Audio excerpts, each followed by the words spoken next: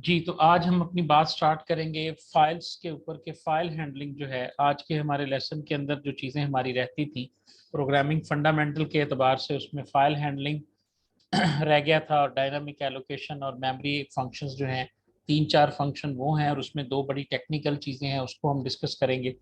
Dangling pointer क्या होता है और मेमोरी लीक का एरर क्या होता है, डायनामिक मेमोरी एलोकेशन क्या है और स्टैटिक मेमोरी एलोकेशन क्या है, इनलाइन फंक्शंस क्या होते हैं और डिफाइनिंग कांस्टेंट्स हमारे पास क्या होते हैं और इसी तरह डिफाइनिंग डिफ़ॉल्ट पैरामीटर्स जो है ये क्या है। और उसके बाद इंशाल्लाह हमारे पास जो मैंने वीडियो आपको दी थी, मुझे नहीं लग रहा कि आप लोगों ने वो वीडियो देख ली है। ठीक है, अगर आपने नहीं देखी तो ये कोई अच्छी बात नहीं है, लेकिन अगर आपने देख ली है तो फिर हम ऑब्जेक्ट ओरिएंटेड प्रोग्रामिंग के हवाले से डिस्कस करेंगे। फाइल हैंडलिंग के लिए जो आप लोगों ने जो जो चीज़ें पीपीएससी के हवाले से इम्पॉर्टेंट हैं और जो आपने तैयार करनी है, सबसे पहले तो आपने ये देखना है कि कौन सी हेडर फाइल्स जो है वो यूज़ होती हैं जी। ठीक है, ये दो हेडर फाइल्स हैं जी जो हमारे पास यूज़ होंगी फाइल हैंडलिंग के लिए। एक ओ एफ स्ट्रीम के लिए है, जैसा कि O for output file stream है, आई एफ स्ट्रीम है जो कि इनपुट फाइल स्ट्रीम है, और तीसरी जो हमारे पास क्लास है वो एफ स्ट्रीम है जो कि सिर्फ और सिर्फ फाइल स्ट्रीम है। जैसा कि नाम से जाहिर है, जो ओ एफ स्ट्रीम की क्लास है, इस क्लास के अंदर वो तमाम फंक्शंस मौजूद हैं जिसके ज़रिए हम फाइल हैंडलिंग के अंदर फाइल को बनाने और राइट करने के फंक्शंस जो है ना वो इस्तेमाल कर सकते हैं। अगर आप फाइल में से डाटा को रीड करना चाहते हैं तो उसके लिए आपके पास जो है वो आई एफ स्ट्रीम के नाम की क्लास मौजूद है जिसको आप इंक्लूड करेंगे जी। नहीं जी, जूम अच्छा जी,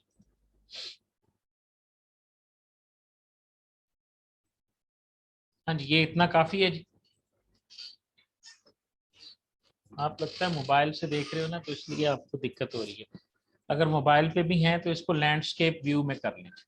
तो ओ एफ स्ट्रीम जो है ये हमारे पास तीन क्लासेस के नाम और इनके फंक्शंस आपको याद होने चाहिए जी। ठीक है जी, कोई मुश्किल चीज़ नहीं है। ओ एफ स्ट्रीम आउटपुट, और आउटपुट से मुराद है फाइल को राइट करना, इनपुट से मुराद है जो फाइल के अंदर डाटा पड़ा हुआ है वहां से अपने प्रोग्राम के अंदर लेके आना, तो इसे हम रीडिंग कहते हैं। एफ स्ट्रीम है जी, क्लियर हो गया। उसके बाद जो दूसरी चीज़ आपने इसके अंदर देखनी है वो आपके पास ऑपरेटर्स हैं। जिस तरह सी आउट के लिए आपके पास ऑपरेटर था इंसर्शन ऑपरेटर, वही ऑपरेटर यहाँ पर यूज़ होंगे, और दूसरी तरफ आपके पास जो था वो दूसरा ऑपरेटर था जब आप राइट करते हैं। उसके बाद जो दूसरी चीज़ आपने याद करनी है फाइल हैंडलिंग के एतबार से, वो लिंक यहाँ पर मौजूद है जी, कि जब आप फाइल को ओपन करते हैं ना फाइल हैंडलिंग के दौरान, जिस भी फाइल को जब हम ओपन करते हैं तो उसको हम डिफरेंट मोड्स के अंदर जो है वो ओपन कर सकते हैं। वो मोड्स हमारे पास क्या हैं, जैसे ए डबल पी मोड में करेंगे तो इसका मतलब है अपेंड मोड, और इसका मतलब आगे क्या है कि all output that file to be appended at the end. यानी अपेंड मोड में जब आप किसी फाइल को ओपन करेंगे तो इसका मतलब है कि आप उस फाइल के आखिर पे नया डाटा राइट करना चाहते हैं।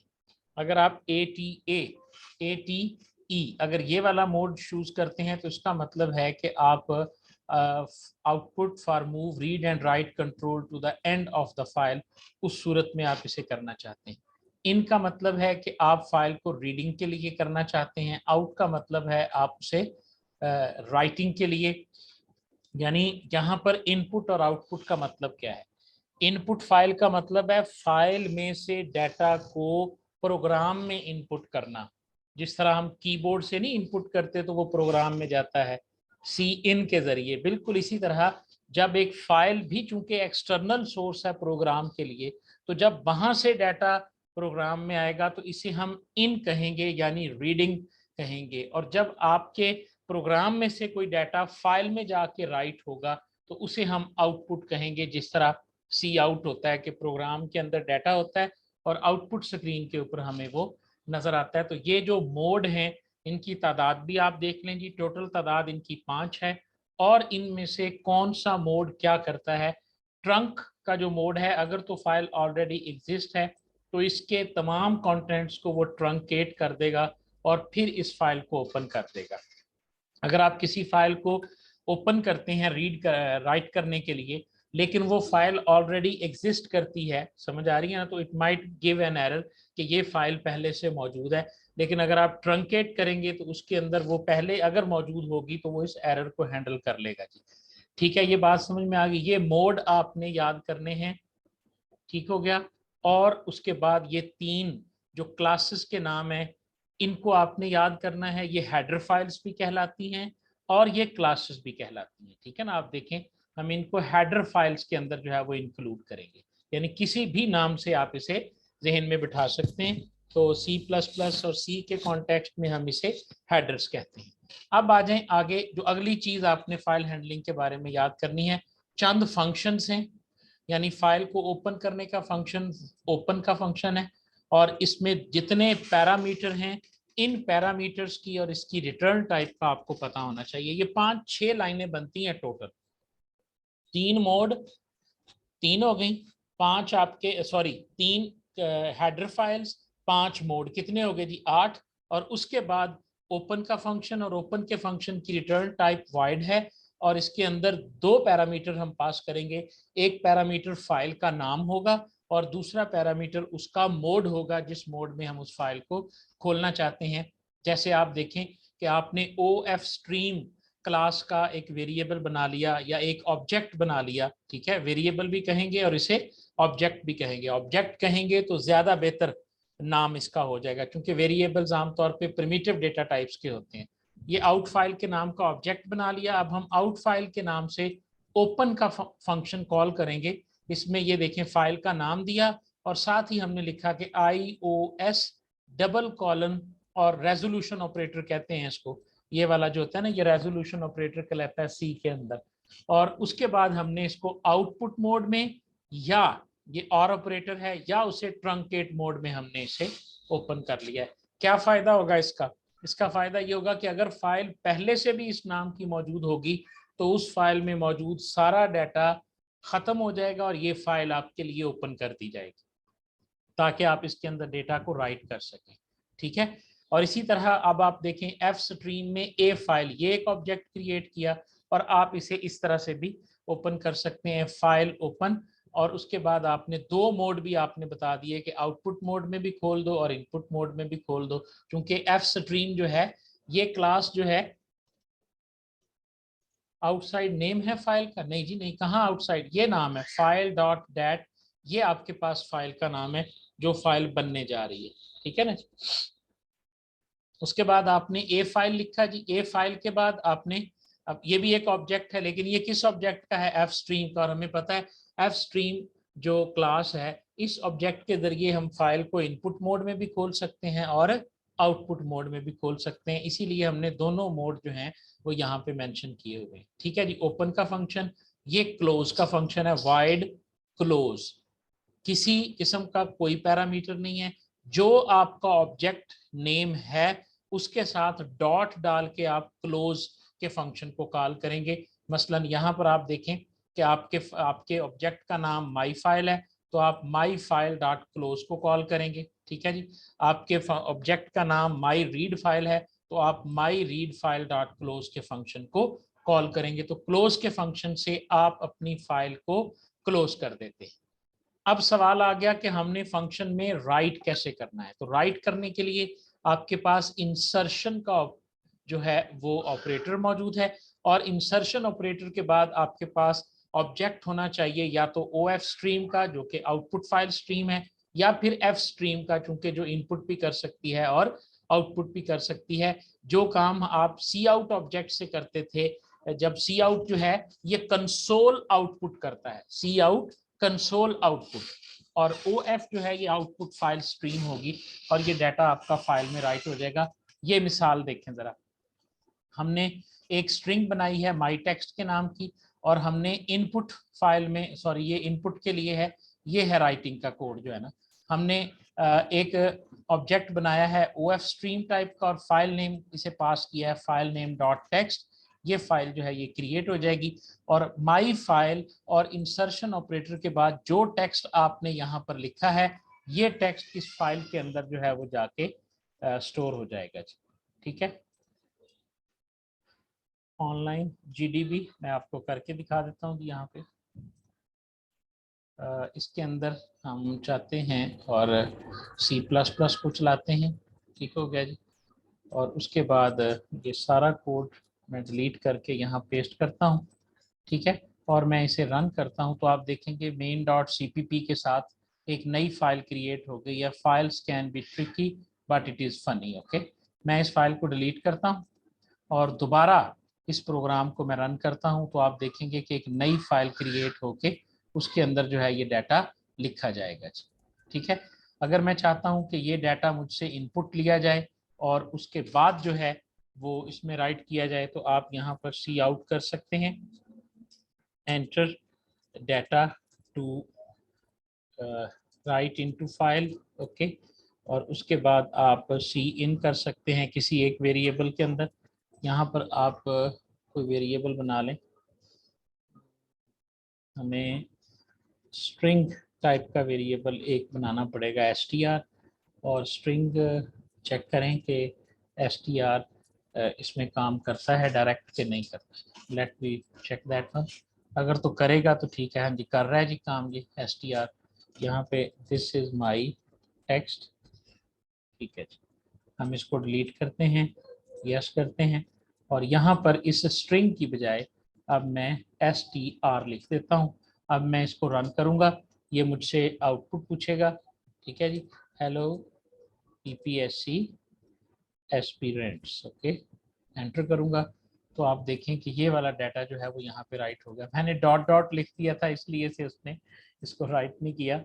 अगर मैं डॉट डॉट ना लिखता तो जो भी मैं यहाँ पे टाइप कर रहा था वो टाइप जाके उसके अंदर हो जाना था। ठीक है, एंटर किया तो आप देखें ये वाला डाटा इस फाइल के अंदर आ जाएगा। क्योंकि ये फाइल पहले से खुली हुई थी, डिलीट नहीं थी, इसलिए इसमें ये डाटा नहीं आया। लेकिन अब आप जब इसे रन करेंगे, क्योंकि इसमें हमने ट्रंकेट मोड नहीं लगाया हुआ, सिंपल मोड है, तो अब आप देखें तो ये डाटा यहाँ पे स्टोर हो जाता है। ठीक है, हाँ जी। अब इसमें सिर्फ एक लफ्ज क्यों जा रहा है, इसलिए जा रहा है कि जैसे ही मैं स्पेस दबाता हूँ ना तो सी इन जो है वो खत्म कर देता है इनपुट लेना। ठीक है, सी इन इनपुट लेना खत्म कर देता है जैसे ही मैं स्पेस दबाता हूं।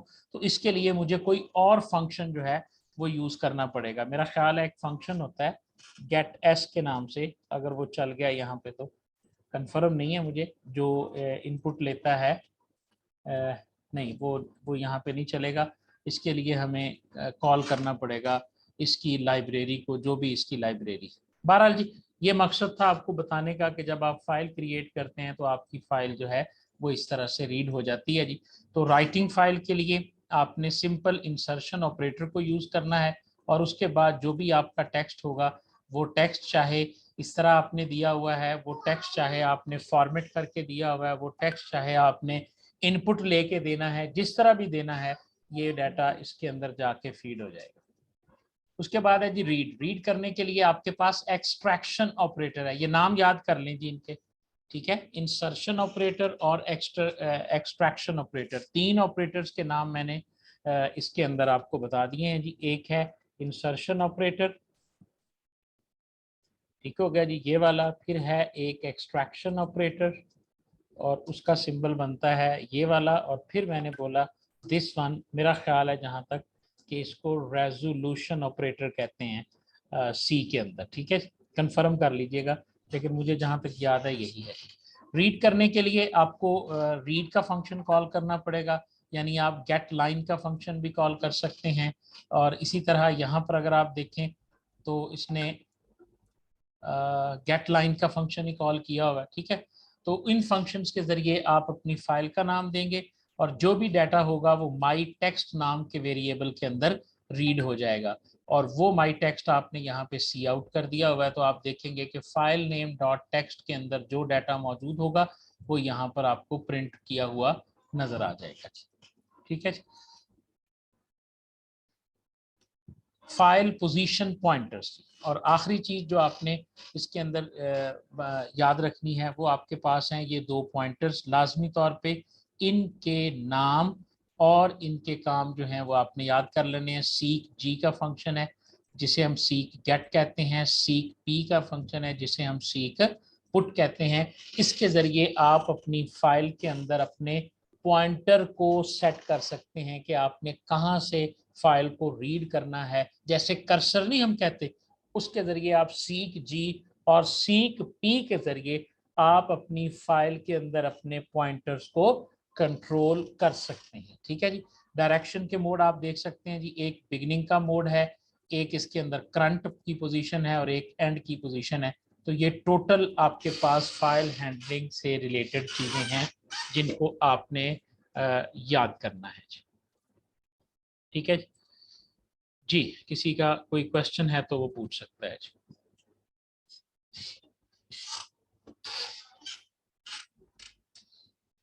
ठीक है जी। ये भी मैं शेयर कर रहा हूँ कि यहाँ से भी आप देख लीजिएगा जी। Next, dynamic memory allocation function जी। हैंडआउट्स के अंदर आपको, जब आप दूसरे हैंडआउट्स को शुरू करते हैं ना, तो दूसरे पोर्शन के अंदर सबसे पहले जो टॉपिक आपके पास आता है ना, वो यही आता है, मेमोरी एलोकेशन का। जब हम वेरिएबल्स को डिक्लेयर करते हैं या जब हम एरे करते हैं जी, सी किस तरह यूज करते हैं ना कि आपने फाइल में से जो रीड करना होता है या राइट करना होता है, अभी तो हम जो राइट कर रहे हैं वो पहली लाइन से शुरू हो जाता है, लेकिन अगर आप अपनी फाइल के अंदर मौजूद डाटा में से किसी स्पेसिफिक पोजीशन पे रीड या राइट करना चाहते हैं तो फिर पहले आप अपने पॉइंटर को वहां लेकर जाएंगे। ठीक है ना। और एक्सेल की मिसाल को जरा जहन में रखो। एक्सेल में जब आप किसी मखसूस सेल में डाटा को एंटर करना चाहते हो तो पहले आप क्लिक करते हो वहां पे, अपने सेल पॉइंटर को वहां ले जाते हो, फिर आप टाइप करते हो। तो फाइल जो है वो प्रोग्राम के लिए तो एक एक्सेल की शीट ही है ना। तो ये प्रोग्राम अगर चौथी लाइन में लिखना चाहता है तो फिर सीक पी यानी सेट सीक पुट और सीक गेट के जरिए आप अपने फाइल्स में मौजूद अपनी पोजीशन को सेट और गेट कर सकते हैं, ताकि आप वहां से डाटा को पर्टिकुलर पोजीशन से रीड और राइट कर सकें। ठीक है। इस तरह आपने इन दो फंक्शंस को याद करना है। ज्यादा लंबा चौड़ा फाइल हैंडलिंग का कंटेंट है नहीं। मेमोरी एलोकेशन हमारे पास क्या होती है जी, इसको समझने जी, ये थोड़ा सा ये आपको हर जगह काम आएगा और मुझे पूरी उम्मीद है कि इसमें से कोई ना कोई बात पेपर में जरूर होगी। काफी इंपॉर्टेंट टॉपिक है जी। हमारे पास मेमोरी एलोकेशन वो प्रोसेस होता है जिसके अंदर हम मेमोरी के सेक्शंस जो हैं वो प्रोग्राम को अलॉट करते हैं। प्रोग्राम के अंदर वेरिएबल्स होते हैं, प्रोग्राम के अंदर स्ट्रक्चर्स होते हैं और क्लासेस होती हैं। समझ आ रही है। जब भी आप वेरिएबल एक प्रोग्राम को डिक्लेयर करते हैं, एक प्रोग्राम को एग्जीक्यूट करते हैं, तो जितने वेरिएबल होते हैं उनको मेमोरी एलोकेट कर दी जाती है, जितने स्ट्रक्चर होते हैं उनको मेमोरी एलोकेट कर दी जाती है, और जितने ऑब्जेक्ट्स होते हैं उसके अंदर क्लासेस के ऑब्जेक्ट्स उनको आपके मेमोरी एलोकेट कर दी जाती है। यहां तक बात की समझ है कि नहीं है। क्या पढ़ा हमने कि वेरिएबल्स 2 बाइट लेता है, वेरिएबल्स 4 बाइट लेता है, ये सारी चीजें हमने पढ़ी हैं। कल एक इंपॉर्टेंट चीज मैंने आपको पढ़ाई थी स्ट्रक्चर के एतबार से। ठीक है जी। तो मैं स्ट्रक्चर के एतबार से आपको बता दूं जी, ये आपने एक स्ट्रक्चर डिफाइन किया पर्सन का। ठीक है। तो अब आप इसने इसके अंदर जो है ना वो करेक्टर नेम रखा और इसकी आपने विड्थ जो है वो फॉर एग्जांपल 100 रख ली है। उसके बाद आपने इंट इसके अंदर एज रखा और उसके बाद आपने फ्लोट इसके अंदर सैलरी रखी है। फ्लोट सैलरी आपने रख दी है। अब ये क्वेश्चन आ सकता है जी कि इस पर्सन ऑब्जेक्ट का साइज क्या होगा। तो 100 बाइट्स ये लेगा, इंटीजर 4 बाइट्स लेता है तो 104 हो गया, फ्लोट अगर 4 लेता है तो 108 बाइट साइज होगा जब भी आप पर्सन का एक ऑब्जेक्ट लगाएंगे। ठीक है। क्योंकि जितने वेरिएबल्स हैं वो जितनी जितनी साइज ले रहे हैं उतने उतने साइज का आपसे क्वेश्चन पेपर में पूछा जा सकता है। तो जब आप इस प्रोग्राम को रन करते हैं जिसके अंदर ये स्ट्रक्चर है, तो नेम के लिए भी 100 बाइट्स ने जाके रिजर्व होना है, एज के लिए भी 4 बाइट्स ने रिजर्व होना है और सैलरी के लिए भी 4 या 8 बाइट्स ने जाके रिजर्व होना है। यहां तक तो बात की समझ है या नहीं है। ठीक है। और ये कौन इनको एलोकेशन करेगा, ये बड़ा अहम सवाल है। कौन प्रोग्राम को जब हम एग्जीक्यूट करते हैं तो कौन प्रोग्राम को एलोकेशन करता है। एक ही बंदा जवाब दे रहा है जी बस, बाकी तो पता नहीं क्यों नहीं जवाब देते। इंटरेक्शन नहीं है आपकी क्लास की ना इतनी, पैसिव सी इंटरेक्शन होती है। अब इसकी पैसिव इंटरेक्शन होने के दो ही मतलब होते हैं, या तो पूरी समझ आ रही है या बिल्कुल समझ नहीं आ रही, ठीक है। यानी आमतौर पे जो स्टूडेंट एक्टिवली पार्टिसिपेट नहीं कर रहा होता। 12 अब मुझे बताएं जी कि जब एक प्रोग्राम एग्जीक्यूट होता है, जब वो लोड हो जाता है मेमोरी में और एग्जीक्यूट करना शुरू कर देता है, तो ये मेमोरी की एलोकेशन जो होती है ये कौन करता है? उसे एलोकेट भी करनी है, डी एलोकेट भी करनी है, तो ये कौन करता है मेमोरी एलोकेशन और डी एलोकेशन? जी कौन करता है जी मेमोरी एलोकेशन और डी एलोकेशन? ऑपरेटिंग सिस्टम जी। हाँ जी, बाकी लोग भी जवाब दें जी। ओके जी, सीपीयू जी, ठीक है जी। ओके जी, प्रोसेसर जी, ठीक है जी। सब ने जवाब देना है जी, कौन करता है जी? सब ने जी।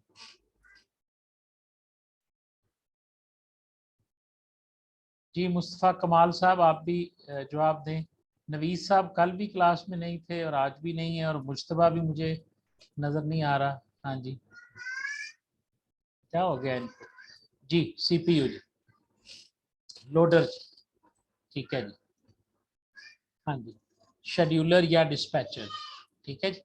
तो बुनियादी तौर पे ऑपरेटिंग सिस्टम इसका सही आंसर है जी, कि जब आपका प्रोग्राम लोड हो जाता है तो उस वक्त ऑपरेटिंग सिस्टम की जिम्मेदारी होती है कि मेमोरी को मैनेज करना और सीपीयू को मैनेज करना। सीपीयू तो खुद मतहत होता है आपके ऑपरेटिंग सिस्टम के, ठीक है।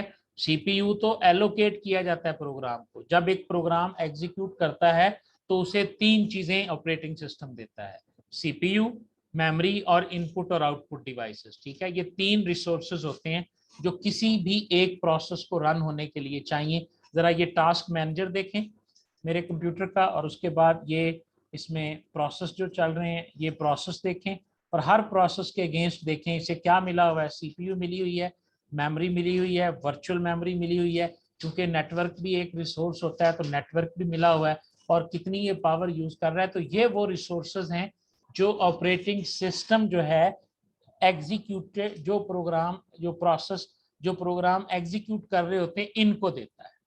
समझ आ गई बात की? तो ये ऑपरेटिंग सिस्टम करता है। अच्छा जी, अब हमने जब इसको एलोकेट करना है तो एलोकेशन दो किस्म की होती है जी, एक है डायनामिक एलोकेशन और दूसरी है जी स्टैटिक एलोकेशन। जितनी मेमोरी कंपाइल टाइम पे मिल जाती है वेरिएबल्स को, ये है स्टैटिक एलोकेशन। ओके जी, स्टैटिक मेमोरी एलोकेशन से मुराद के वो तमाम मेमोरी जो के प्रोग्राम के कंपाइल होने पे ही उसे लोड होने पे उसे मिल गई है, कि इसे 100 की इसकी एरे है, ये है, तो वो सारी की सारी स्टैटिक मेमोरी एलोकेशन कहलाती है। और ये जो आपका ऑपरेटिंग सिस्टम होता है उसके पास रैम में एक हिस्सा होता है जिसको उसने स्टैक डिक्लेयर किया होता है, तो तमाम स्टैटिक मेमोरी एलोकेशन स्टैक में से एलोकेट होती है। लेकिन कभी कभी हम कुछ ऐसे भी हमारे पास प्रोग्राम के अंदर कुछ ऐसी स्टेटमेंट्स भी होती हैं कि जो लोड होते वक्त वो एग्जिस्ट नहीं करती, लेकिन बाद में वो एग्जिस्ट करती हैं, तो उस सूरत में उन्हें बाद में भी मेमोरी एलोकेट करनी पड़ती है। तो जो बाद में एग्जीक्यूट होने के बाद, लोड होने के बाद जो रन टाइम के अंदर मेमोरी एलोकेट होती है, तो वो कहलाती है डायनामिक मेमोरी एलोकेशन, ठीक है जी। तो जो कंपाइल टाइम एलोकेशन इसे भी कहा जाता है और रन टाइम एलोकेशन भी कहा जाता है।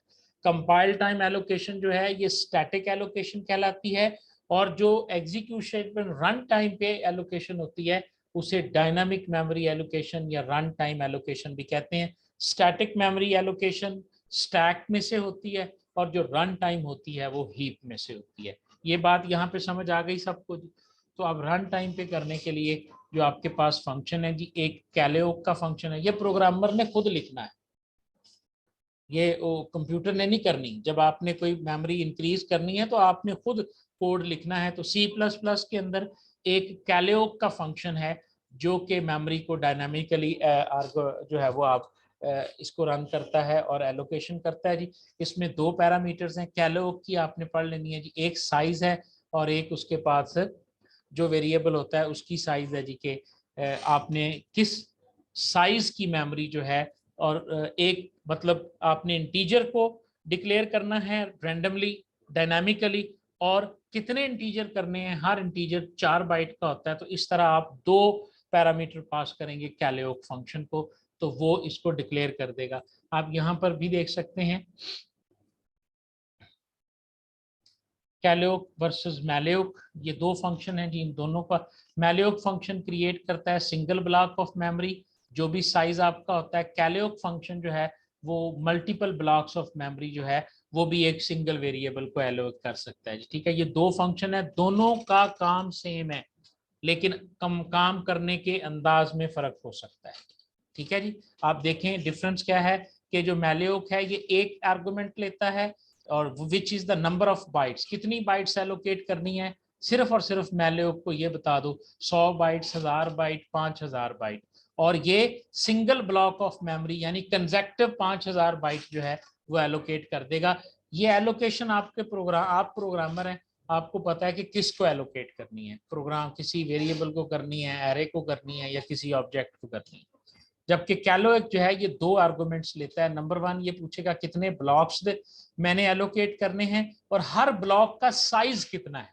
ठीक है जी, इस तरह आप इस लिंक को रीड आउट कर सकते हैं और इसमें से आपको इसका पता चल जाएगा जी कि कैलोक और मैलोक का काम हमारे पास क्या है, डायनामिक मेमोरी एलोकेशन क्या होती है और ये किस तरह से काम करती है। ठीक है जी, ये बात भी क्लियर हो गई जी। अब चलते हैं आगे। जब आप किसी को डायनामिक मेमोरी एलोकेट करते हैं और ड्यूरिंग द प्रोग्राम ही अगर आप चाहते हैं कि वो मेमोरी डी एलोकेट भी हो जाए, तो फिर आप फ्री के फंक्शन को कॉल करेंगे। फ्री का फंक्शन क्या करता है, उस तमाम डायनामिक मेमोरी जो हीप में से एलोकेट हुई होती है किसी भी पर्टिकुलर फंक्शन को, किसी भी पर्टिकुलर ऑब्जेक्ट को, एरे को, तो जब आप फ्री पे कॉल करते हैं और उसके बाद वो पॉइंटर देते हैं उसे, जिस पॉइंटर के पास वो मेमोरी थी, तो वो मेमोरी प्रोग्राम से रिलीज होके, नहीं जी कैलोक कंसेक्टिव पे नहीं करता है जी, मैलोक कंसेक्टिव पे करता है, कैलोक डिफरेंट ब्लॉक्स को सिलेक्ट करता है। ठीक है, दो तो डिफरेंस है जी, काइंडली पढ़ लीजिएगा, मैंने बता दिया। अब आ गया जी फ्री क्या करता है, जितनी मेमोरी आपने मैलोक या कैलोक से असाइन की होती है उसको दोबारा रिलीज करके तो हीप का हिस्सा बना देता है। समझ आ गई जी। री एलोक फंक्शन क्या है, आपने एक को मेमोरी एलोकेट की है डायनामिक मैलोक फंक्शन के साथ। ठीक है, मैलोक फंक्शन के साथ आपने मेमोरी एलोकेट की 5000 बाइट। अब आप उसको फिर एक्सटेंड करना चाहते हैं और 10,000 करना चाहते हैं, तो याद रखें कि पहली दफा अगर आपने डायनामिक मेमोरी एलोकेट करनी है तो मैलोक फंक्शन लगेगा, लेकिन अगर आपने किसी पॉइंटर को, किसी भी वेरिएबल को, ऑब्जेक्ट को आपने 5000 या 4000 बाइट पहले दी हुई हैं, अब आप उसको एक्सटेंड करना चाहते हैं, तो आपके पास फिर री एलोकेशन के नाम का फंक्शन आएगा जी। ये मैलोक बेसिकली मेमोरी एलोकेशन के तौर पे ही यूज होता है जी, री एलोकेशन के तौर पे आप उसको ये साइज दे सकते हैं। तो तीनों फंक्शन का के आपको पैरामीटर्स, इनके नाम और इनके फंक्शन और इनकी रिटर्न टाइप के बारे में पता होना चाहिए। मेमोरी लीक हमारे पास क्या है जी, this pointer does not exist any more in our program, what will happen to the memory. आपने एक पॉइंटर क्रिएट किया, उसे खत्म कर दिया, अब वो मेमोरी हमारे प्रोग्राम का हिस्सा नहीं है, हमारे प्रोग्राम के पास नहीं है, लेकिन आपने उस मेमोरी को प्रॉपरली हैंडल नहीं किया, ना वो हीप के पास वापस गई, ना वो आपके प्रोग्राम के पास है, तो ऐसी मेमोरी अनरेफरेंस्ड मेमोरी कहलाती है। तो मेमोरी लीक हमारे पास क्या है, जब आप डायनामिक मेमोरी एलोकेशन करते हैं तो उस वक्त अगर उस मेमोरी को प्रॉपरली एलोकेट और डी एलोकेट ना किया जाए तो आपकी मेमोरी के अंदर कुछ अनरेफरेंस्ड मेमोरी पाई जाती है। इस प्रॉब्लम को मेमोरी लीक प्रॉब्लम कहा जाता है। समटाइम ऐसे भी होता है कि memory leak is one several problem of the error that can happen। Garbage collection का मुझे नहीं पता कि वो मेमोरी लीक है या नहीं है। ठीक, गार्बेज कलेक्शन तो मेरा ख्याल है कि डिलीट करता है। गार्बेज कलेक्शन जो होता है ना, ये जावा की फंक्शनैलिटी थी कि वो क्या करता है, ये ऑटोमेटिकली मैनेज करता है। देखे ना कि garbage collection is a form of automatic memory management, collector attempts to reclaim memory which was allocated by ये प्रोग्राम। यानी ये वो नहीं है, मेमोरी लीक प्रॉब्लम है, और गार्बेज कलेक्शन जो है ये एक कह लें आपके एक टूल है कि जो अनरेफरेंस्ड मेमोरी को दोबारा ढूंढ के लाता है और उसको जो है वो गार्बेज में डाल देता है। ठीक है ना, यानी ये ढूंढता रहता है अनरेफरेंस्ड मेमोरी। अच्छा, पॉइंट रेज किया हो मेमन आपने, ठीक है। इस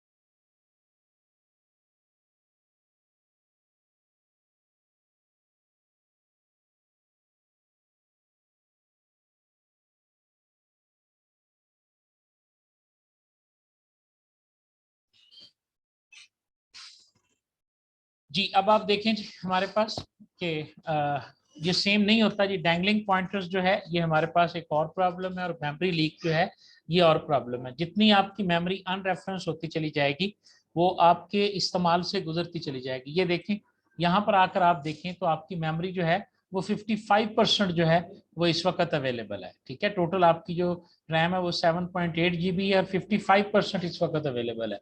तो मेमोरी लीक जैसे जैसे होती चली जाएगी आपके जो है, वैसे तो ऑपरेटिंग सिस्टम आज का जो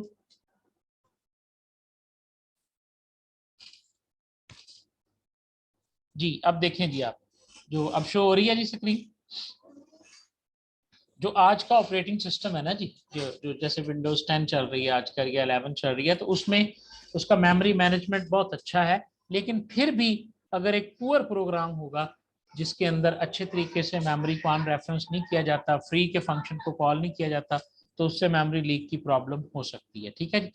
तो अब आप देखें जी कि दिस इज अनदर प्रॉब्लम। इसका मतलब क्या है कि the pointer still has the starting address of that chunk.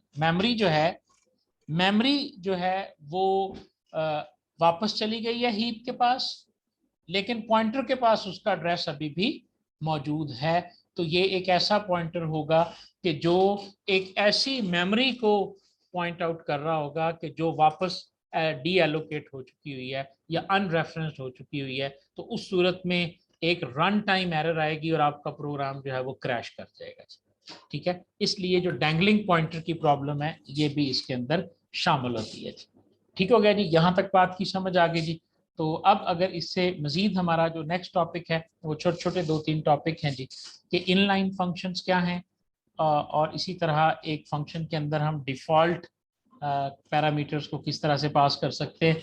जब ये मैं चीज़ों को देख रहा था तो मेरे जहन में आया कि ये भी चूंकि थोड़ी सी इम्पोर्टेंट चीज़ें हैं या मेरे पास इन हैंडआउट्स में लिखी हुई थी, तो बाद में जो आपने कहना है जी कि सारे हैंडआउट्स आपने नहीं पढ़ाए, तो उस सूरत में जी इनलाइन फंक्शन हमारे पास क्या है।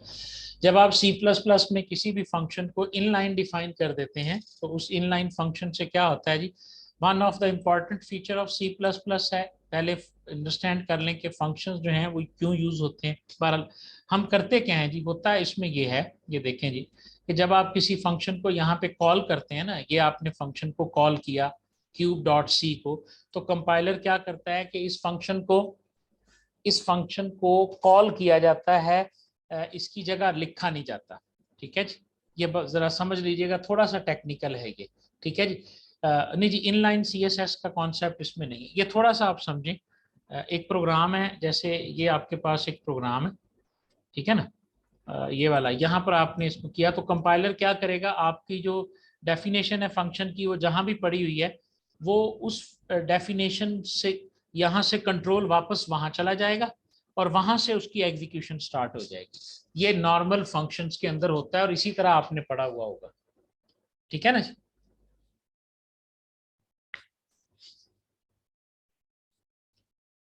तो उस सूरत में जब आप इनलाइन फंक्शंस को डिफाइन करते हैं तो वो देखिए जी, function call overhead does not occur, आपको फंक्शन को कॉल नहीं करना पड़ता।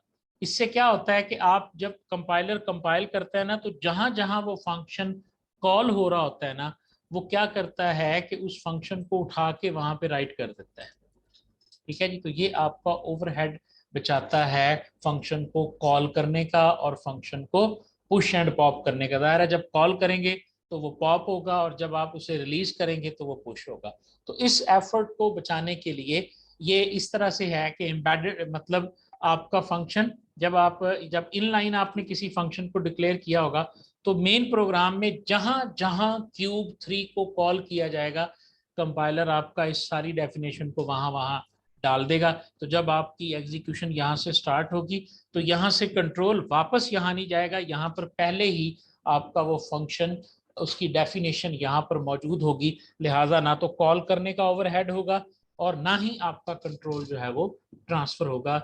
सिर्फ और सिर्फ ये काम है इनलाइन फंक्शन का।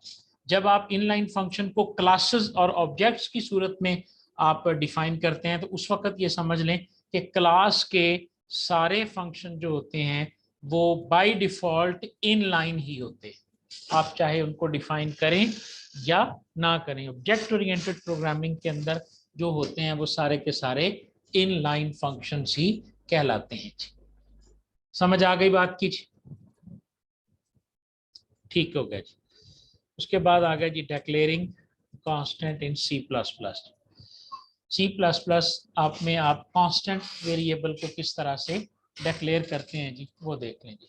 सी प्लस प्लस के अंदर कांस्टेंट वेरिएबल वो वेरिएबल होता है जब आपने const my num equal to 15 कर दिया, अब आप इस प्रोग्राम को रन करें तो आपको एरर नजर आएगा जी। देखें जी क्या एरर आ रहा है जी, आपने यहाँ पे नम को कांस्टेंट बनाया था, कांस्टेंट का मतलब ऐसा वेरिएबल जिसकी वैल्यू आप चेंज नहीं कर सकते, यहाँ आके आप माई नम इज इक्वल टू 10 करना चाह रहे हैं, तो लिहाजा आप देखें कि आउटपुट के अंदर आपको एरर नजर आ रही है, assignment of read only variable my num, ये इसकी एरर आएगी जी। ठीक है जी, तो ये आप नहीं कर सकते।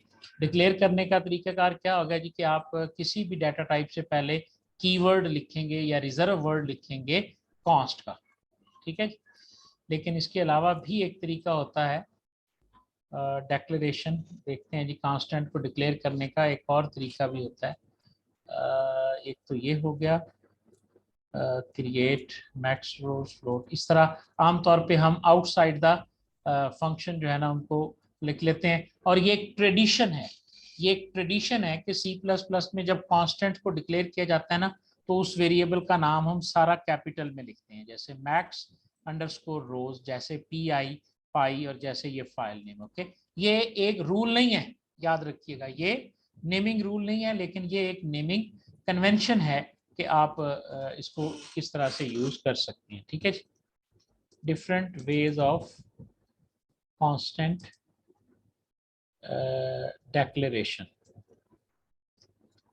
declaration in C plus plus.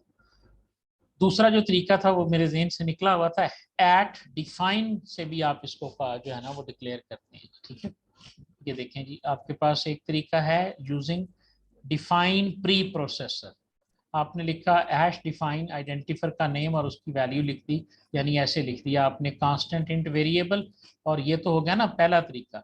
लेकिन आप इसको इस तरह से भी कर सकते हैं हैश डिफाइन के साथ। ये कांस्टेंट वाली एग्जांपल है और डिफाइन वाली एग्जांपल कहाँ चली गई जी?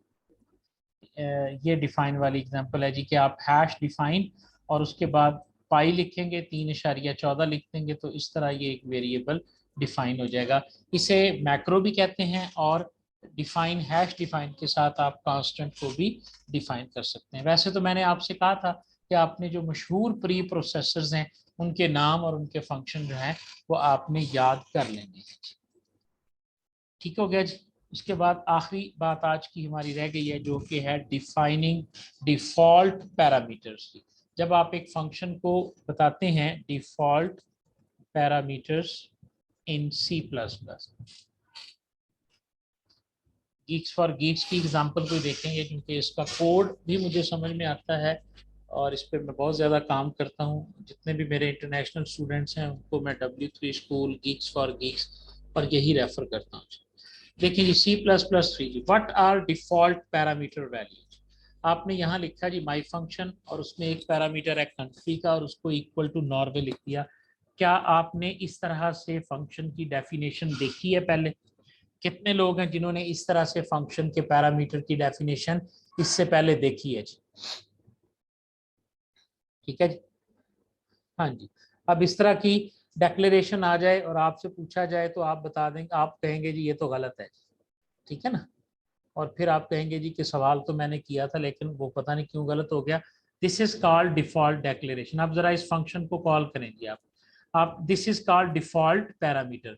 यानी अगर इसमें एक स्ट्रिंग नाम का पैरामीटर पास करना है, आप देखें माई फंक्शन को कॉल किया तो स्वीडन पास किया, माई फंक्शन को कॉल किया इंडिया का वेरिएबल पास किया, माई फंक्शन, यहाँ पर कोई पैरामीटर पास नहीं किया गया। तो डिफॉल्ट पैरामीटर क्या होता है, किसी भी फंक्शन में डिफॉल्ट पैरामीटर एक ऐसा पैरामीटर होता है कि जब उस फंक्शन को कॉल करते वक्त कोई भी पैरामीटर पास नहीं किया जाएगा तो डिफॉल्ट पैरामीटर उसके अंदर पास कर दिया जाएगा, ठीक है जी। तो जब आप इस फंक्शन को आप देखें ये क्या कर रहा है, जो नाम आप देते हैं वो सी आउट कर देता है। जरा इस प्रोग्राम को रन करके देखें तो आप देखें कि इसने 1 2 3 4 दफा हमने कॉल किया, पहले स्वीडन प्रिंट हुआ है, फिर इंडिया, और यहाँ पर हमने कुछ भी नहीं लिखा था लेकिन क्या प्रिंट हुआ है, नॉर्वे। क्योंकि नॉर्वे जो है वो इस फंक्शन में डिफॉल्ट पैरामीटर के तौर पे पास हुआ हुआ है। यहाँ तक बात की समझ आ गई है जी सबको, ठीक है जी। तो ये टॉपिक्स जो थे ये आज का हमारा एजेंडा थे जी। अगर यहाँ तक किसी को कोई भी सवाल है तो वो पूछ सकता है जी।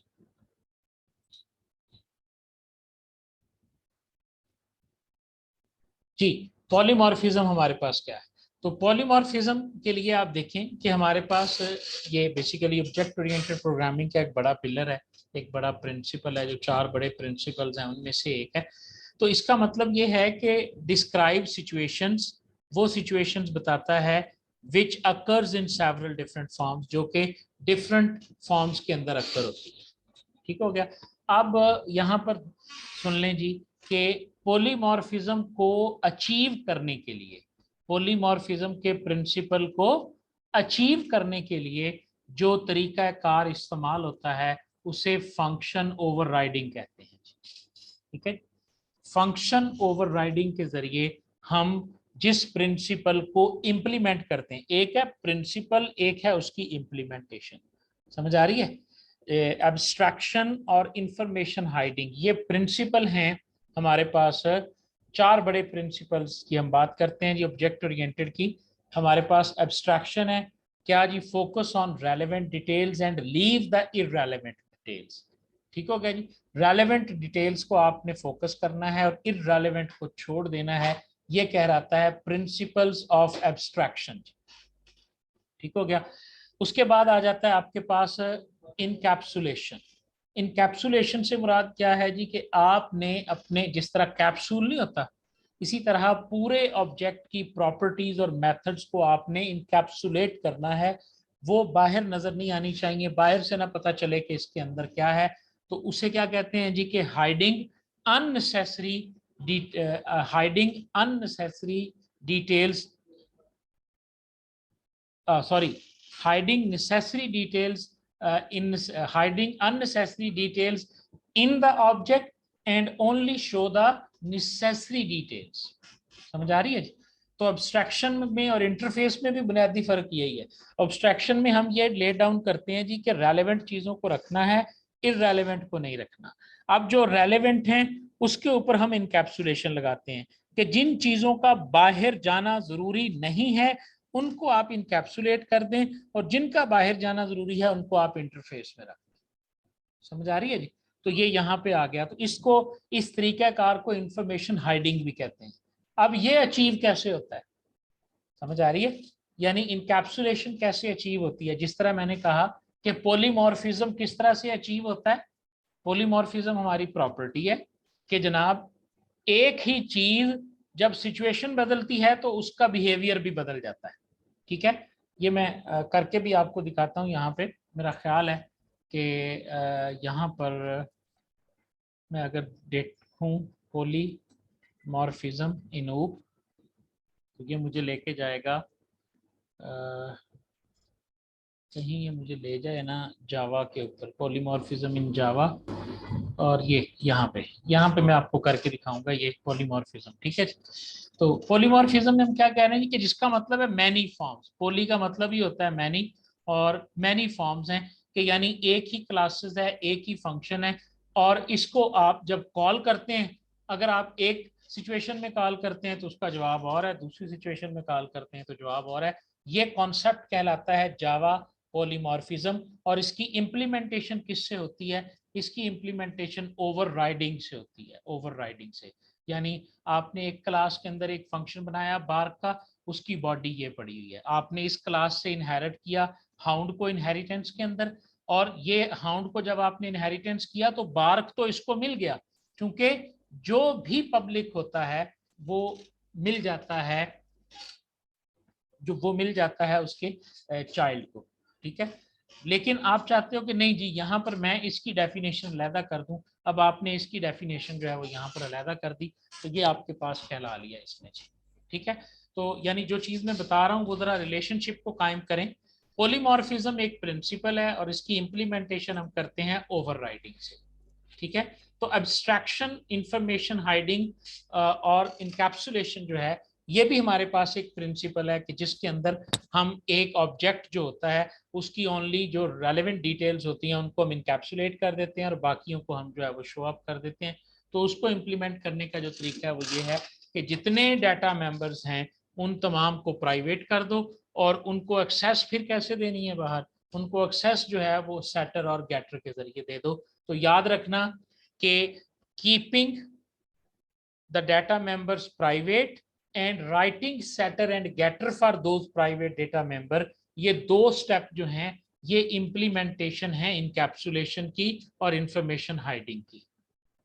क्लियर हो गया? कोई पूछता है कि इनकैप्सुलेशन को कैसे अचीव करते हो, तो क्या जवाब है जी कि तमाम डाटा मेंबर्स को प्राइवेट कर देंगे जी और उनके गेटर एंड सेटर लिख देंगे। तो ये अचीव हो गई आपकी इनकैप्सुलेशन भी और इंफॉर्मेशन हाइडिंग भी। ये दोनों बातें क्लियर हो गई अब आपकी, ओवरराइडिंग भी, पॉलीमॉर्फिज्म भी और ओवरलोडिंग भी, और आपके पास जो है वो साथ ही उसके एब्स्ट्रैक्शन, इंफॉर्मेशन हाइडिंग, इनकैप्सुलेशन और उसकी इंप्लीमेंटेशन। अब मैं एक छोटा सा आपको यहाँ पे परफॉर्म करके दिखाता हूँ जी। ये देखें जी, ये वही एग्जांपल है डॉग वाली ही, ट्राई इट योरसेल्फ करते हैं। तो देखिएगा जरा, ये आपके पास एनिमल की एक बेस क्लास है, आपने पिग को एक्सटेंड किया एनिमल से, और एनिमल के अंदर आपके पास एक फंक्शन है एनिमल साउंड का जो कि पब्लिक है।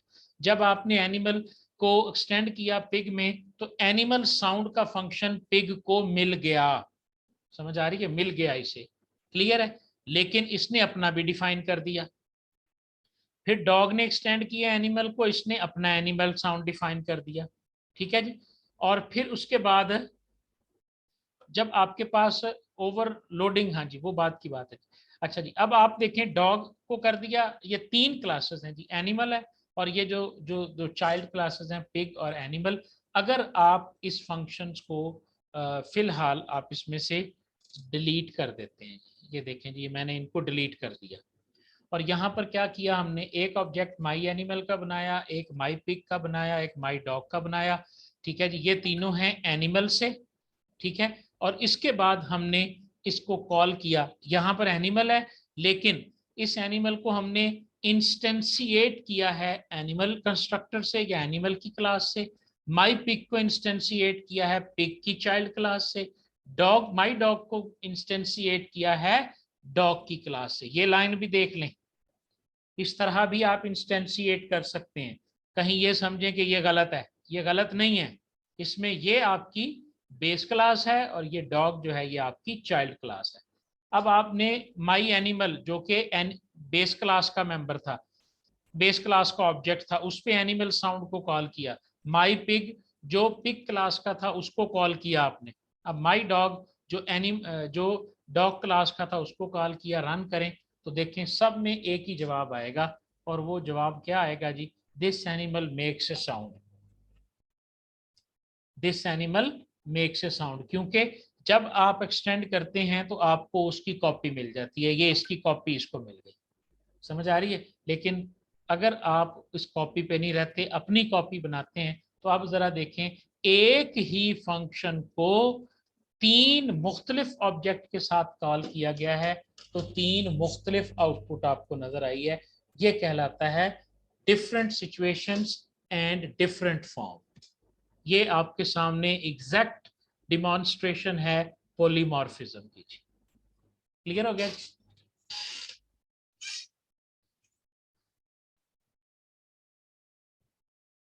ठीक है ना जी। तो ओवरलोडिंग और ओवरराइडिंग में ये भी एक फर्क आ जाता है, ओवरलोडिंग में और ओवरराइडिंग में, कि ओवरलोडिंग जो होती है ये हम कर रहे होते हैं एक ही क्लास के अंदर, यानी एक क्लास में एक फंक्शन है उसको डिफरेंट पैरामीटर्स के साथ हम डिफाइन कर रहे हैं। जब इसमें एक पैरामीटर हो, जब इसमें दो पैरामीटर हो, जब इसमें तीन पैरामीटर्स हो, तो वो ओवरलोडिंग है, इट इज कॉल्ड ओवरलोडिंग। लेकिन जब इनहेरिटेंस के अंदर आपने बेस क्लास को से आपने कोई क्लास इनहेरिट की, अब आप क्या चाहते हैं कि जो चाइल्ड क्लास है उसमें बेस क्लास के किसी डिफाइंड फंक्शन को जो आपको पहले से मुयस्सर है बीइंग द इनहेरिटेंस, आप उसको रीडिफाइन करना चाहते हैं। ठीक है, तो जब आप रीडिफाइन करेंगे किसी भी बेस क्लास के फंक्शन को, तो उस वक्त हमारे पास कहलाएंगे कि वो हमारे पास है जी, क्या लें उसे, ओवरराइडिंग। ठीक है। एक स्टूडेंट ने पूछा था जी कि आप ऑपरेटर ओवरलोडिंग को भी डिफाइन कर दें जी। तो ऑपरेटर ओवरलोडिंग क्या है जी, शगुफ्ता ने शायद पूछा था। तो ऑपरेटिंग ओवरलोडिंग से मुराद ये है कि कुछ क्लासेस जो होती हैं ना उन पर कुछ ऑपरेटर काम नहीं करते। ठीक है, यानी देखो ना, यूजर जो प्रिमिटिव डाटा टाइप्स हैं उस पे तो हमने कल कल हमने पॉइंटर पढ़ा। तो हमने पॉइंटर के लिए क्या पढ़ा, हमने ये पढ़ा कि जी पॉइंटर जो है उसके अंदर प्लस प्लस भी होता है, माइनस माइनस भी होता है, ये सारे ऑपरेशन उसके ऊपर परफॉर्म होते हैं, ये पढ़ा ना हमने। तो अब जब आप एक क्लास ही खुद लिख रहे हैं, यानी स्ट्रक्चर आप खुद बना रहे हैं और क्लास आप खुद बना रहे हैं, तो उन क्लास के ऊपर आपके कौन कौन से ऑपरेटर जो हैं वो आप चाहते हैं कि वो काम करें। ठीक है, तो जब आप अपनी पर्टिकुलर क्लास के लिए ऑपरेटर्स को डिफाइन करना चाहते हैं तो इसे कहते हैं ऑपरेटर ओवरलोडिंग। ये आप देखिएगा यहाँ पे, ये एक कॉम्प्लेक्स की क्लास है और कॉम्प्लेक्स की क्लास हम खुद लिख रहे हैं, हम चाहते हैं कॉम्प्लेक्स के ऊपर जमा का ऑपरेटर चले। ठीक है, तो इस तरह आप ऑपरेटिंग की ओवरलोडिंग करते हैं।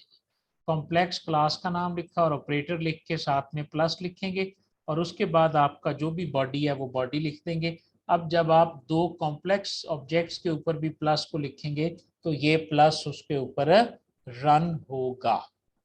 ठीक है जी, तो हमारा सेशन खत्म हो रहा है जी, हम रीज्वाइन करेंगे और मजीद अपनी बात को 20 मिनट जो है 11 बजे तक जो है वो कंटिन्यू करेंगे जी।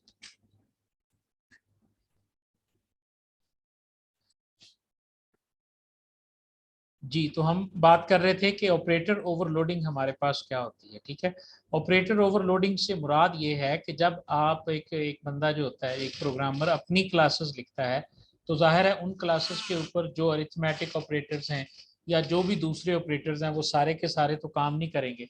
तो अगर वो चाहता है कि वो अरिथमेटिक या लॉजिकल या रिलेशनल जितने भी ऑपरेटर मौजूद होते हैं सी प्लस प्लस में या जावा में या किसी भी लैंग्वेज में, वो उसके ऊपर काम करेगी। मिसाल बड़ी प्यारी है इसके लिए ना, कॉम्प्लेक्स नंबर्स हैं, हम में से हर कोई जानता है कि मैथ में कॉम्प्लेक्स नंबर्स क्या होते हैं, कि उसका एक रियल पार्ट होता है और एक इमेजिनरी पार्ट होता है। और कॉम्प्लेक्स नंबर की जमा किसके बराबर होती है कि रियल पार्ट जो होता है वो रियल पार्ट में जाके जमा होता है और इमेजिनरी पार्ट जो होता है ये इमेजिनरी पार्ट के अंदर जाके जमा होता है। ठीक है, तो अब आप देखें कि हमने कॉम्प्लेक्स नाम की एक क्लास बनाई है, तो इसके अंदर हम प्लस के ऑपरेटर को ओवरलोड करना जा रहे हैं। तो यहाँ पर आप देखें ऑपरेटर का लफ्ज लिखेंगे, साथ में स्पेस देके प्लस लिखेंगे और उसके बाद आप इसको जो भी पैरामीटर पास करना चाहते हैं, ये तो आपकी मर्जी है ना, कि यहाँ पर आप कॉम्प्लेक्स के ऑब्जेक्ट को ही रिटर्न कर रहे हैं और कॉम्प्लेक्स के ऑब्जेक्ट को ही आप एज अ पैरामीटर उसके ऊपर पास कर रहे हैं। ठीक है, यहाँ पर क्या होगा जी कि हमारे पास देखें रियल पार्ट को हमने रियल पार्ट में जमा कर दिया और इमेजिनरी पार्ट को इमेजिनरी पार्ट में, और जो रिजल्ट आया है वो चूंकि एक कॉम्प्लेक्स ऑब्जेक्ट है तो वो उसे पास कर दिया। अब ये फंक्शन अगर आपके पास लिखा हुआ होगा तो तब आप दो कॉम्प्लेक्स ऑब्जेक्ट्स के दरमियान जमा की अलामत डाल सकते हैं, अदरवाइज ये जमा नहीं होंगे क्योंकि C1 और C2 किसी परमिटिव डेटा टाइप के ऑब्जेक्ट नहीं है, यानी इंटीजर फ्लोट डबल नहीं हैंगे कि ये अपने आप जमा हो जाएंगे। तो जब आप अपने अपनी क्लासेस में अपने ऑब्जेक्ट्स में जो ऑपरेटर्स हैं उनको भी जो है वो ओवरलोड करना चाहते हैं या उनकी फंक्शनैलिटी को भी ऐड करना चाहते हैं, तो फिर हम ऐसी सूरत में ऑपरेटर ओवरलोडिंग करते हैं जी। ठीक है जी,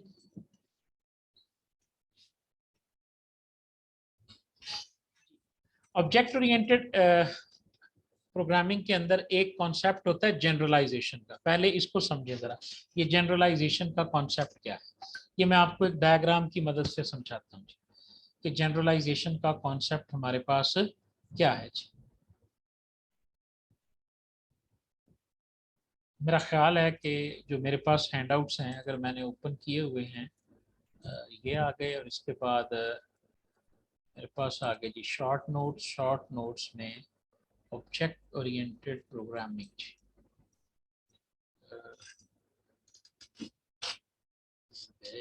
ऑब्जेक्ट ओरिएंटेड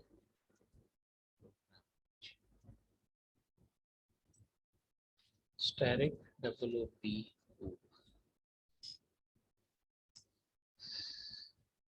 हाँ जी, two short notes, short notes, ठीक है जी।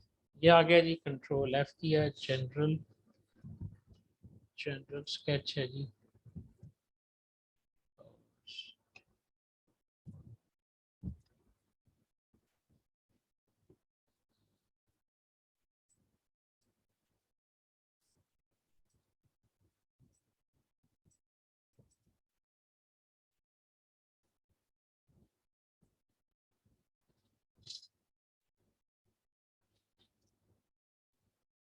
जी यहाँ पे नहीं है जी। चलिए मैं कोशिश करता हूँ कि आपको इसी डायग्राम से समझा दूँ। उम्मीद है कि मैं इस कामयाब हो जाऊंगा। आपने ना कुछ क्लासेस बनाई हैं, जैसे ये हैं। अब आप इस डायग्राम को देखें, ये वाली भी नहीं है, ये वाली डायग्राम आप देखें। एक आपके पास है पीस ऑफ लगेज का, और एक है आपके पास पीस ऑफ कार्गो का, ठीक है। ये दो आपकी क्लासेस बन रही हैं आपके किसी भी एक सिस्टम के अंदर। अगर आप देखते हैं तो इसमें भी आइडेंटिफिकेशन, वेट और आईडी नंबर है। अगर आप देखते हैं तो इसमें भी वेट, आइडेंटिफिकेशन और आईडी नंबर है। तो आपने पीस ऑफ लगेज की क्लास अलहदा बनानी है, पीस ऑफ जो कार्गो है इसकी अलहदा बनानी है। तो अब आपके पास ये तीन प्रॉपर एट्रीब्यूट्स ऐसे हैं जो यहाँ भी चाहिए, यहाँ भी चाहिए। तो यहाँ पर प्रिंसिपल आता है जी, जिसका नाम है जनरलाइजेशन। जनरलाइजेशन का प्रिंसिपल ये कहता है कि बजाय कि ऐसे एट्रीब्यूट्स जो एक से ज्यादा क्लासों के अंदर आपको बार बार लिखने पड़ते हैं, ऐसे करो कि उन एट्रीब्यूट्स को यहाँ से निकालो और एक जनरल क्लास ऊपर बना दो, और वो सारे एट्रीब्यूट्स जो उन क्लासेस में रिपीट हो रहे हैं उनको यहाँ रख दो। जैसे ये फ्रेट के नाम की क्लास बन गई, फ्रेट के नाम की क्लास बनाओ, वो जो रिपीट हो रहे हैं उनको यहाँ रखो, और उसके बाद इसको इनहेरिट कर लो फ्रेट से, और इसको भी इनहेरिट कर लो फ्रेट से। तो इसका इससे क्या फायदा होगा कि एक ही क्लास के अंदर मौजूद आपके पास जो एक दफा आपने एट्रीब्यूट्स बनाए हैं, वो इनहेरिटेंस की मदद से मल्टीपल जगह पे आपको एक्सेस हो जाएंगे। ये बात आपको समझ में आ गई या नहीं? ये जो कॉन्सेप्ट है ये कहलाता है जनरलाइजेशन कॉन्सेप्ट, ठीक है। जिस बच्चे ने ये सवाल किया है ना कि जी कंक्रीट क्लास और एब्स्ट्रैक्ट क्लास क्या होती है, वो बताया जी, समझ आ गई समझ। तो जब आप फाइनल करते हैं अपने सॉफ्टवेयर के डिजाइन को, तो आपके सॉफ्टवेयर के डिजाइन में बहुत सारी ऐसी क्लासेस होती हैं। जैसे ये देखें जी, अकाउंट की आप एक क्लास बनाएंगे, और इस अकाउंट की क्लास का कभी आप ऑब्जेक्ट नहीं बनाएंगे। समझ आ रही है? आप या तो चेकिंग अकाउंट का बनाएंगे, या सेविंग अकाउंट का ऑब्जेक्ट बनाएंगे, या क्रेडिट अकाउंट का। यानी आप क्रेडिट अकाउंट को इनहेरिट करेंगे अकाउंट से, और ऑब्जेक्ट क्रेडिट अकाउंट का बनेगा। तो ऐसी क्लास जिसको हम बनाते हैं सिर्फ ऑब्जेक्ट्स बनाने के लिए, और उसके कभी भी हम उसे इंस्टेंशिएट नहीं करते, जिसके इंस्टेंस क्रिएट नहीं होते, तो ये कहलाती है आपकी एब्स्ट्रैक्ट क्लास। और वो क्लासेस जिनके हम ऑब्जेक्ट बनाते हैं, जिसके के इंस्टेंशिएट करते हैं, जिसके इंस्टेंस क्रिएट करते हैं, उन्हें हम कहते हैं जी ये कंक्रीट क्लासेस हैं। तो यहाँ पर इस डायग्राम के अंदर प्रोडक्ट जो है ये आपकी एक किस्म की बेस क्लास है, सॉरी इनहेरिटेंस के एतबार से ये बेस और ये चाइल्ड है। लेकिन यहाँ पर अगर आप देखें तो ये प्रोडक्ट जो है ये आपके पास एक किस्म की बन रही है एब्स्ट्रैक्ट क्लास, और ये जो क्लासेस हैं ये आपके पास बन रही हैं कंक्रीट क्लास। तो अब जरा डेफिनेशन को पढ़ें, आपको समझ आएगी कि एब्स्ट्रैक्ट क्लास का मतलब है ऐसी क्लास जो बेस क्लास के तौर पे हमने यूज की है, और उससे हमने क्लासों को ड्राइव किया है, कभी भी हम उस क्लास का ऑब्जेक्ट नहीं बनाएंगे, ठीक है जी। और कंक्रीट क्लास एक्चुअली वो क्लासेस होती हैं कि जिनके हम ऑब्जेक्ट्स भी बनाते हैं और जिनको हम आगे यूज भी करते हैं। समझ आ गई बात की? ठीक है, तो ये अब्स्ट्रैक्ट और कॉन्ट्रैक्ट था। इस कंक्रीट था। इससे पहले एक क्वेश्चन आया था एब्स्ट्रैक्ट और कंक्रीट से पहले, वो क्वेश्चन अब मेरे ज़हन से निकल गया जो पूछा हुआ था। खालदा, हमने फाइल हैंडलिंग के बारे में बात कर ली है बेटे पहले जो है ना, तो अभी सिर्फ ऑब्जेक्ट को रहने दे, बाद में मैं करवा देता हूँ आपको फाइल हैंडलिंग। ऑब्जेक्ट ओरिएंटेड का सवाल आया था एब्स्ट्रैक्ट और कंपोजिशन और एग्रीगेशन। ठीक है, हमारे पास जो क्लासेस होती है ना जी, इनका आपस में रिलेशनशिप होता है जी। ठीक है, रिलेशनशिप ऑफ क्लासेस, जो क्लासेस होती हैं एग्रीगेशन बोला है और वर्सेस कंपोजिशन बोला है। ठीक है जी, ये देखिए तीन किस्म के रिलेशन होते हैं क्लासेस के दरमियान, एग्रीगेशन, कंपोजिशन और एसोसिएशन। तो एग्रीगेशन और कंपोजिशन में हमारे पास जो है ना वो क्या फर्क होता है, बहुत वाज़ेह सा फर्क है इसके दरमियान। ये देखें जी आप जरा कि इंजन एक क्लास है और कार जो है ये भी एक क्लास है। तो आप समझ सकते हैं कि इंजन एक ऐसी क्लास है कि जो पार्ट है कार की क्लास का, इसके जरिए ही कार जो है ना वो कंप्लीट होगी। तो कार मे हैव इंजन और page, book is composed of pages. समझ आ रही? यानी जो आपके पास अगर कोई ऐसी क्लास है कि जो मुश्तमिल है दूसरी क्लासेस के ऊपर, जैसे कि ये है, ये पर्सन है और पर्सन की क्लास जो है इसमें हेड भी की भी ऑब्जेक्ट हो सकता है, हैंड का भी ऑब्जेक्ट हो सकता है, लेग का भी ऑब्जेक्ट हो सकता है। ठीक है जी, और कोई क्लास ले लीजिए, व्हीकल है, इसमें ड्राइवर का भी ऑब्जेक्ट हो सकता है, इंजन का भी ऑब्जेक्ट हो सकता है, लेकिन हर व्हीकल में इंजन का ऑब्जेक्ट लाजमी होगा। तो ये है कंपोजिशन। ठीक है जी, और ड्राइवर किसी का हो भी सकता है और नहीं भी हो सकता, तो ये है एग्रीगेशन। ठीक है जी, कि दो क्लासेस जो होती हैं उनके साथ जो दूसरी क्लासेस पर मुश्तमिल होती हैं, तो उनका मुश्तमिल होना मे और माइट पर जो है वो पॉसिबल होता है जी। एक होता है लाजमी उनका हिस्सा होना। इनके सिंबल भी आप देख लें जी, कि जो एग्रीगेशन का सिंबल है, कंपोजिशन का सिंबल जो है वो फिल्ड डायमंड है, और एग्रीगेशन का सिंबल जो है वो ब्लैंक डायमंड है। ये बाकायदा इनके डायग्राम भी हैं, इंशाल्लाह इनको हमने पढ़ना भी है जी आगे। जो हम जब हम सॉफ्टवेयर इंजीनियरिंग पढ़ेंगे तो वहाँ पर हमने चूंकि क्लास डायग्राम को पढ़ना है, तो क्लास डायग्राम के अंदर हम ये सिंबल्स भी पढ़ेंगे। तो कंपोजिशन और एसोसिएशन क्या होता है, ये क्लास और क्लास 1 2 एक दूसरे पर मुश्तमिल कोई नहीं है, इनका आपस में एक दूसरे के साथ रिलेशनशिप हो सकता है। क्लास 1 एसोसिएट कर सकती है क्लास 2 को, जैसे ये कस्टमर हो और ये प्रोडक्ट हो, तो कस्टमर और प्रोडक्ट में रिलेशनशिप तो एग्जिस्ट करता है ना, लेकिन ऐसा रिलेशनशिप नहीं है कि वो कंपोजिशन वाला या एग्रीगेशन वाला रिलेशनशिप उसके अंदर मौजूद नहीं है। समझ आ गई बात की?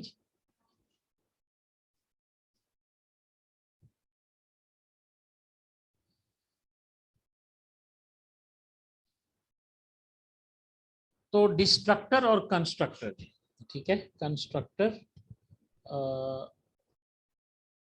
और डिस्ट्रक्टर। ठीक है, डिस्ट्रक्टर ये हमारे पास क्या होते हैं जी ऊप के अंदर। ऊप के अंदर कंस्ट्रक्टर वो फंक्शन होता है जो किसी भी ऑब्जेक्ट को इनिशियलाइज करने के लिए इस्तेमाल होता है। और आपके पास जब भी आप किसी क्लास का कोई ऑब्जेक्ट बनाते हैं, तो जो फंक्शन कॉल होता है आपकी क्लास में से, क्लास तो आपकी एक टेम्पलेट है ना, जब आप ऑब्जेक्ट बनाते हो तो आपकी क्लास में से जो फंक्शन कॉल होता है उसे हम कंस्ट्रक्टर फंक्शन कहते हैं। और जब आप अपने ऑब्जेक्ट को डिलीट करते हैं या रिमूव करते हैं, समझ आ रही है, तो उस वक्त जो फंक्शन कॉल होता है उसे हम डिस्ट्रक्टर फंक्शन कहते हैं।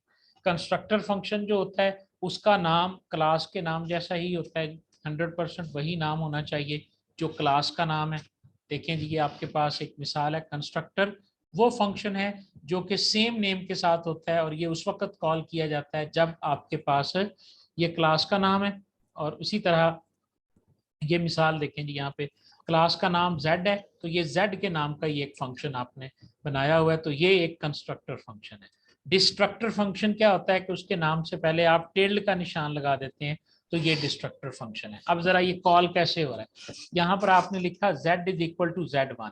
ठीक है, तो ये लाइन जैसे ही कॉल होगी तो कंस्ट्रक्टर कॉल्ड प्रिंट में आ जाएगा। आपने इंट को a लिखा, if int is equal to a। ठीक है,